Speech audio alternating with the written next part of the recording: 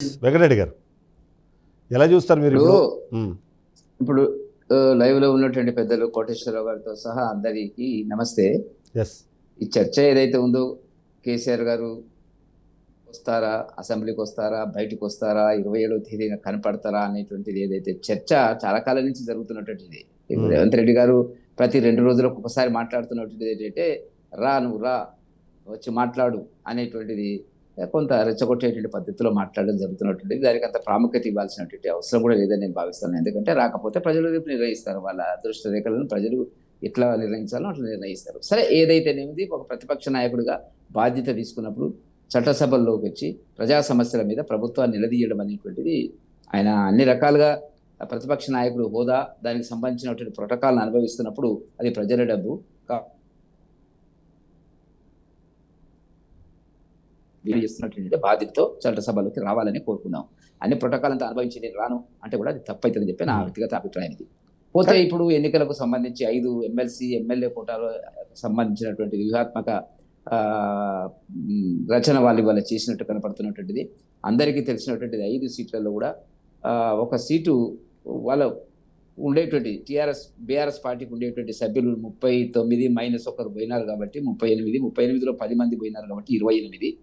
నా లెక్కలో 24 ప్రతి 24 119 120 అనుకున్నట్టయితే 24 ఎమ్మెల్యేలకు ఒక్కొక్కరు చొప్పున ఎమ్మెల్సీగా ఎన్నుకునేటువంటి అవకాశం ఉంటుంది. రఫ్గా చెప్తున్నాను.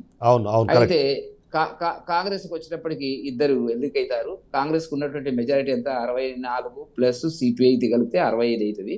24 48 అయిన తర్వాత మూడవ అభ్యర్థిని గెలిపించుకోవాలంటే వాళ్ళకి 17 మంది మిగిలింది అక్కడ. మరి 10 మంది టీఆర్ఎస్ నుంచి వచ్చినటువంటి వాళ్ళకి విప్పు జారీ చేసే దానికి సంబంధించినటువంటి చట్టబద్ధమైనటువంటి పార్టీ ఫిరాయింపుల నిబంధనలు వర్తిస్తాయి కాబట్టి రహస్య ఓటింగ్ ఇదంతా కూడా గందరగోళం అనేటువంటి సమస్యనే. బీజేపీకి 8 మంది ఉన్నారు, ఎంఐఎంకి 7 ఉన్నారు. కాబట్టి మాకు సంబంధించినంత వరకు యాజ్ ఆన్ టుడే కూడా ఇవాళ మా కిషన్ రెడ్డి గారు చెప్పినటువంటిది ఏంటంటే, ప్రెస్ వాళ్ళు అడిగినప్పుడు నేను అక్కడ ఉన్నాను చెప్పినటువంటిది ఏంటంటే, మేమేమి మాకు మెజారిటీ లేదు కాబట్టి మేము అట్లాంటి ఆలోచన చేయడం లేదు అనేటువంటిదే చెప్పడం జరిగినటువంటిది. పోతే ఇక్కడ సమస్య ఏమవుతుందంటే 2 సీట్లు కాంగ్రెస్ సునాయాసంగా గెలుస్తుంది, 1 సీటు బీఆర్ఎస్ పార్టీ సునాయాసంగా గెలుస్తుంది. 3 సీట్లు అయిన తర్వాత 2 సీట్లకు పోటీ. అప్పుడు వాళ్ళు ఊరికే కేసీఆర్ గారు 2 సీట్లకు పోటీ చేస్తామనేటువంటిది అంతా ఆషమాషిగా ఏమి చెప్పిండే నేను అనుకుంటలేను. కాబట్టి 17 సీట్లు అనుకున్న తర్వాత ఈ 10 సీట్లు ఎక్కడ ఉంటాయి, ఏముంటుంది, ఈ మరి బీజేపీ స్టాండ్ ఏముంటుంది, ఎంఐఎంకు సంబంధించినటువంటిది ఏమిటి? ఎంఐఎం ఒకవేళ కాంగ్రెస్ వైపు వచ్చినట్టయితే ఒక పద్ధతి, వాళ్ళు 7 సీట్లు వచ్చినట్టయితే సుమారుగా వాళ్ళు అక్కడ 3వ అభ్యర్థిని కూడా గెలిపించుకునే 4వ అభ్యర్థిని కూడా గెలిపించుకునేటువంటి అవకాశం వస్తుంది. సరే, ఇదంతా ఏం జరుగుతుందో ఈ 2-3 రోజుల లోపల, ఇంకా 10వ తేదీ వరకు నామినేషన్లు ఫైలింగ్ ఉంది కాబట్టి చూద్దాం. ఒకటి. రెండవది ఏంటంటే, వాళ్ళు మామూలుగా పార్టీ ఆవిర్భావ దినం కాబట్టి వస్తాడు అనేటువంటిది ఇప్పుడు మరి నాకు మీరు చెప్పాలా? ఇప్పుడు ఆయన కేసీఆర్ గారు అసెంబ్లీకి వస్తాడు అనేటువంటిది రకరకాలుగా మీడియాలో వస్తుంది. అక్కడ పార్టీ ప్రతినిధి ఎవరని చెప్పారా, లేకపోతే రామ్మూర్తి గారు చెప్పాలి? ఇప్పుడు రామ్మూర్తి గారు చెప్పాడా, లేకపోతే మన ఊహాగానాల మీదనే మనం వస్తాడు అని అంటున్నామా అనేటువంటిది నాకు తెలియదు. కాబట్టి సరే, వస్తే మంచిదే. చర్చ జరగాల. ప్రజల పక్షాన పోరాడవలసినటువంటి బాధ్యత వాళ్ళకి ఉన్నది. ప్రజాపక్ష పార్టీ హోదా ప్రజలు ఇచ్చినారు.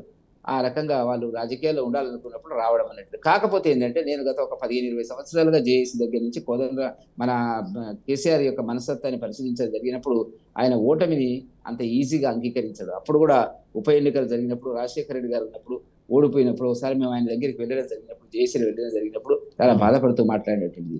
ఇప్పుడు ఒక ఆధిపత్య అణిచివేత స్వభావం కలిగినటువంటి వ్యక్తి ఓటమిని అంగీకరించాలి, తిట్టాలా చేయాలనేటువంటి ఉంది. కాబట్టి ఇప్పుడు ఏం జరగబోతుంది అనేటువంటి వేచి చూద్దాం ఏం జరుగుతుంది.